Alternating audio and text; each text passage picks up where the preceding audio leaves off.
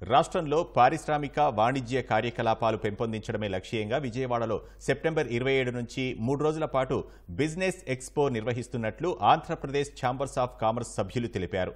దానికి సంబంధించిన బ్రోచర్ను విజయవాడలో ఆవిష్కరించారు. 3 రోజులు ఎక్స్పోలో బ్యాంకింగ్, ఫైనాన్స్, ఫుడ్ ప్రాసెసింగ్, పర్యాటక రంగాలపై సెమినార్లు నిర్వహించనున్నట్లు తెలిపారు.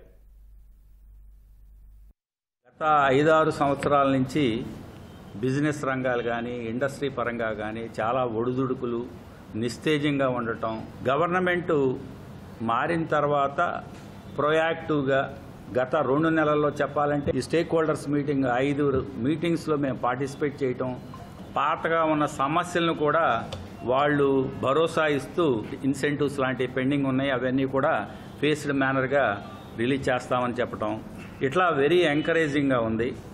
ఈ టైంలో మరలా మనం ఈ రాష్ట్రంలో ఇండస్ట్రియల్ యాక్టివిటీ, బిజినెస్ యాక్టివిటీని పెంపొందింప చేయాలనే ఉద్దేశంతో ఈ గవర్నమెంట్ మారిన తర్వాత ఫస్ట్ టైం ఈ విజయవాడలో ఒక మెగా ఎక్స్పో, ఇంత 175 ఎగ్జిబిటర్స్తో విజయవాడలో ఇంతవరకు ఏ ఎక్స్పోను జరగలేదు.